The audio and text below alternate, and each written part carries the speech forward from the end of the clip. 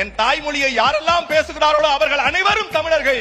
அந்த அடிப்படையில் பேசுகிறோம். தமிழ் பேசுபவர்கள் எல்லோரும் தமிழர்கள் அப்படின்னாரு அண்ணன் பிரசன்னா சொல்லும்போது, இதன்படி அவர் வந்துட்டு ஹெச் ராஜா அவர்களையும் ரங்கராஜ் பாண்டே அவர்களையும் ஐயா மோடி அவர்களையும் தான் தமிழன் ஏற்றுக்கொள்வதன் மூலமாக தமிழர்கள் தமிழ் பேசினாலே தமிழர்கள் அப்படின்னாக்கா அது எவ்வளவு தூரம் தமிழர்களுக்கு எதிரானதாக இருக்குங்கிற கருத்தை நான் உங்களிடத்தை முன்வைக்கிறேன். உங்கள் எல்லோரையும் ஒரே அறையில் ஒரே இடத்தில் நாற்காலி போட்டு சாதி கேட்காமல் மதம் கேட்காமல் உட்கார வைத்திருக்கிறது. அதுதான் திராவிட அரசியல். இங்க இருக்கிற எல்லாரையும் நாற்காலி போட்டு நாங்க தான் உட்கார வச்சிருக்கோம். அதுதான் திராவிடனாரு. அப்படியே அந்த நாற்காலியை ஊராட்சி மன்ற தலைவர்களுக்கும் கவுன்சிலருக்கும் திமுகவிலிருந்து வென்று வந்தவர்களும் கொடுத்துட்டீங்கன்னா திராவிடம் நல்லா இருக்குன்னு நாங்க சொல்லிடுவோம். எந்த சாதி எந்த இனமாக இருந்தாலும் கோவிலுக்குள் உள்ளே வா என்று சொல்லுவது திராவிட அரசியல். கோயில் நுழையறதுக்கு திராவிடம் தான் இது பண்ணாரு. அப்படியே வந்துட்டு அந்த திரௌபதி அம்மன் கோயில் வந்துட்டு பூடியே கிடக்கு.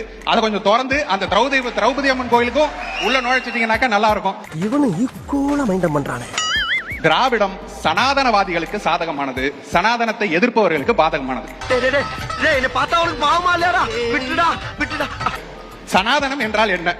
முதல்ல நாங்கள் பிறப்பால் நான் இந்த கருவறைக்குள்ள இருப்பேன், என் தோப்பனார் இருப்பார், நான் இருப்பேன், என் மகன் இருப்பான், பேராண்டி இருப்பான், நீங்க உள்ள வரக்கூடாதுன்னு சொல்றது சனாதனம். அப்போ இதை எடுத்துக்கொண்டு நான் ஆட்சியில் உட்கார்ந்து கொண்டு இருப்பேன், என் தகப்பனார் இருப்பார், நான் இருப்பேன், என் பேரன் இருப்பான், என் புள்ள இருப்பான்னு சொல்றது, ஆட்சியில பகிர்வு கேட்டால் நீங்கள் பிஜேபியின் பி டீம் அப்படின்னு சொல்லி ஒதுக்குறது இருக்கு இல்லையா, அது வந்துட்டு சனாதனத்தின் உச்சம்.